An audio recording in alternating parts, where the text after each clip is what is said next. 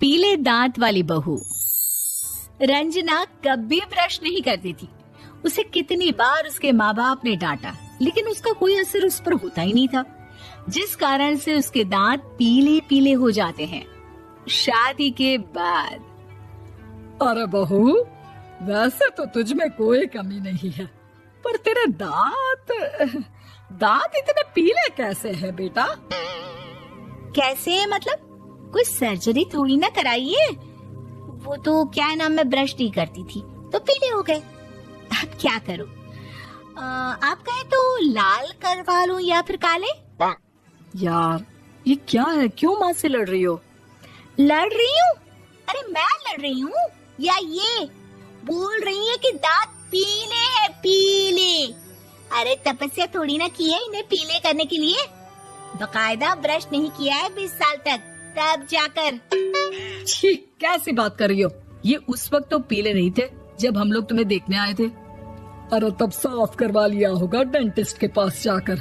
अब देखो कैसे पीले पीले लग रहे हैं। रंजना सास की तरफ गुस्से से देखती है। फिर शुरू हो गई पीले पीले पीले।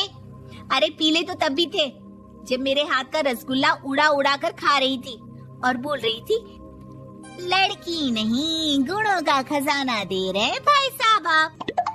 खैर, अब वो लोग करते भी तो क्या करते, पीले दांत वाली बहू पल्ले पड़ी थी तो झेलना तो था ही। एक दिन कीर्तन में रंजना गाना गा रही थी। अरे कमला बहन, माँ का द्वार है, यहाँ तो सब शुद्ध होकर आते हैं, फिर अपनी बहू को ब्रश भी नहीं करवाती तुम। दूर से पीले पीले दांत भक्ति में बाधा उत्पन्न कर रहे हैं। अरे कोई 2 साल के बच्चे थोड़ी ना लेकर आई हूँ मैं बहू बनाकर। अच्छी खासी लड़की है, अरे कैसे करवाऊं ब्रश? ये तो उसे खुद करना चाहिए ना। अब माँ बाप तो इसके जैसे तैसे निपटा दिए, ये नहीं सोचा कि सास कैसे संभालेगी।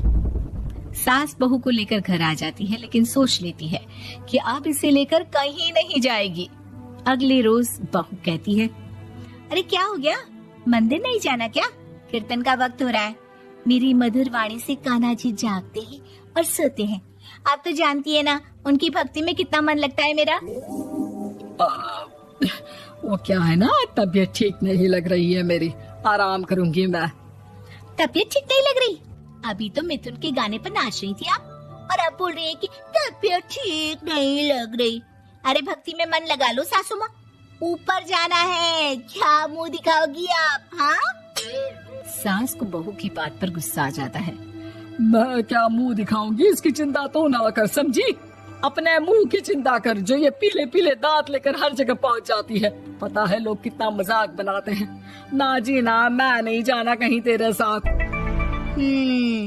तो ये बात है। कोई ना, मत जाओ, मैं अपने कमरे में ही बैठकर भक्ति कर लूंगी। ऊपर वाला दांत थोड़ी ना देखता है, मन देखता है, भावना देखता है। और अरे बस बस, तू सब कुछ दिखा, बस ये सफेद चमकदार दांत ना दिखाना किसी को, है? जा यहाँ से। बहू को सास की बात का कोई फर्क नहीं पड़ता, वो तो जैसी थी वैसी ही रह जाती है। सुबह नहाकर किचन में खाना बनाना, फिर खाना खाना, कीर्तन भजन करना और सो जाना। एक दिन, माँ जी मैं सहेली के घर जा रही हूँ, शाम को लेट आऊंगी। हाँ हाँ, तो जाना, मैंने कौन सा तेरी आरती करनी है घर पर बैठकर। रंजना सहेली के घर जाती है, जहाँ वो पार्टी में जाने की तैयारी कर रही होती है। अरे शिखा, कहाँ जाने की तैयारी कर रही है? मैं गलत वक्त पर आ गई क्या? अरे नहीं यार, उल्टा सही वक्त पर आई है। मैंने ये साड़ी और ज्वेलरी निकाली है यार, शाम को इनके ऑफिस की एक पार्टी में जाना है। बताना कैसा लग रहा है ये सब? नहीं यार, इस ड्रेस के साथ तो वो वाली ज्वेलरी अच्छी लगेगी। हाँ हाँ सही बोल रही है, मैंने ध्यान ही नहीं दिया। वैसे तो हमेशा से मस्त फैशन सेंस रखती है। तो बड़ा जाती होगी ना पति के साथ पार्टी में। रंजना कुछ नहीं बोलती, बस सोचती है कि यार काश ये बात सही हो जाती, पर मैं क्यों नहीं जाती पार्टी में? क्या इन लोगों की कोई पार्टी होती नहीं होगी? रंजना घर आती है और रात में पति से सवाल करती है, एक बात बताइए, आप मुझे किसी पार्टी में क्यों नहीं ले जाते? क्या आपके यहाँ ऑफिस में पार्टी नहीं होती? पति बेचारा क्या कहता कि दांत पीले हैं तुम्हारे इसलिए। अरे कोई पार्टी होती नहीं हम लोगों के ऑफिस में, तो कहाँ से लेकर जाऊं? और मार्केट, मॉल, कहीं वीकेंड घूमना, कहीं तो। अरे यार, सारे हफ्ते में एक छुट्टी मिलती है, तो सोचता हूँ कि आराम ही कर लूं। क्यों? रंजना मन मार के रह जाती है। पहले कभी सास के साथ मंदिर जाया करती थी, लेकिन वो भी सास ने ले जाना बंद कर दिया। घर बैठी बैठी रंजना बोर हो जाती है। तभी उसे आइडिया आता है और वो मायके जाने का सोचती है। सासू माँ, 2 दिनों के लिए मम्मी के घर जा रही हूँ।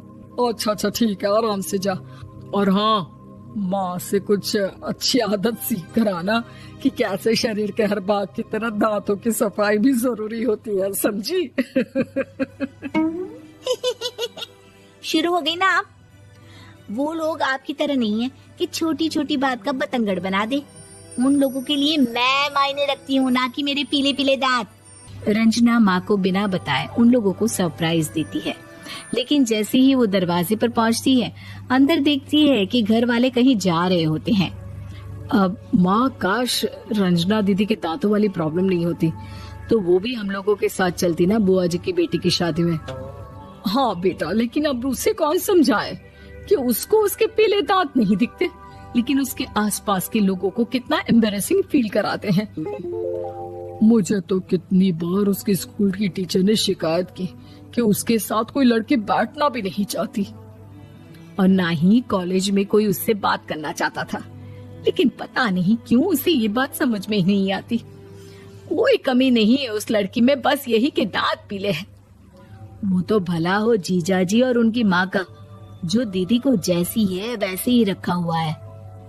रंजना को अपने घर वालों की बात सुनकर बहुत दुख होता है। वो सोचती है कि वो क्या करे, लेकिन फिर वो सीधा डेंटिस्ट के पास जाती है, अपने दांत चमकाती है और कसम खाती है कि वो रोज ब्रश करेगी। अरे क्या हो गया? तुम तो 2 दिनों के लिए गई थी ना, पर कोई ना, अच्छा है, चलो आ गई तो। रंजना सास के सामने आकर खड़ी हो जाती है और पूरी स्माइल करती है, उसके चमकदार दांतों को दिखाती हुई। हाँ? चले मंदिर। माँ, मुझे माफ कर दीजिए, मैंने आप लोगों को बहुत एम्बैरेसिंग फील करवाया। मैं आज से रोज ब्रश करूंगी।